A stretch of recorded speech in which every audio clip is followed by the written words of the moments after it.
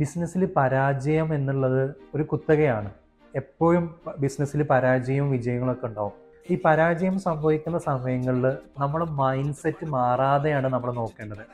നമ്മൾ പരാജയപ്പെട്ടുമ്പോൾ നമ്മൾ കുറ്റപ്പെടുത്താനും പരിഹസിക്കാനും നമ്മളെ ഒപ്പമുള്ള ആളുകളും എല്ലാവരും ഉണ്ടാവും. അവൻ എന്തൊക്കെയായിരുന്നു, അവന് അങ്ങനെയാണ് ഇങ്ങനെയൊക്കെയാണെന്നൊക്കെ പറഞ്ഞ് നമ്മൾ മെൻ്റലി താത്താൻ നോക്കും. ആ സമയത്തോളം നമ്മൾ എന്ത് ചെയ്യേണ്ടത്, നമ്മളെ മൈൻഡ് സെറ്റ് മാറ്റരുത്. നമ്മൾ എന്താണോ നമുക്ക് ആ ഒരു മിസ്റ്റേക്ക് പറ്റിയത്, ആ മിസ്റ്റേക്ക് എന്താണെന്ന് നമ്മൾ കൃത്യമായിട്ട് മനസ്സിലാക്കി അതിന് ആ ഒരു മിസ്റ്റേക്ക് ഇനി വീണ്ടും റിപ്പീറ്റ്ലി വരാതിരിക്കാൻ വേണ്ടിയുള്ള ആക്ഷൻസാണ് നമ്മൾ എടുക്കേണ്ടത്.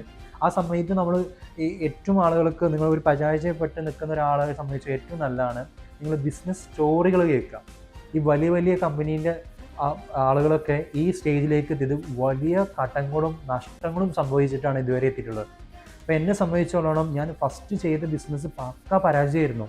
ആ പരാജയത്തിൽ നിന്നാണ് എനിക്ക് കുറേ കാര്യങ്ങൾ മനസ്സിലാക്കി. എന്തുകൊണ്ട് പരാജയപ്പെട്ടു എന്ന് ഞാൻ മനസ്സിലാക്കിയപ്പോഴാണ് സെക്കൻഡ് ഞാൻ തുടങ്ങിയ ബിസിനസ് എന്ത് ചെയ്ത് എനിക്ക് സക്സസ്ഫുള്ളാക്കി കൊണ്ടുപോകാൻ പറ്റിയത് അടക്കം.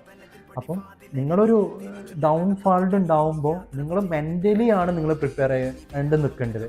മെൻ്റലി നിങ്ങൾ ഡൗൺ ആവാതെ നിൽക്കുക. അതാണ് ഏറ്റവും കൂടുതൽ നിങ്ങൾ ചെയ്യേണ്ടത്.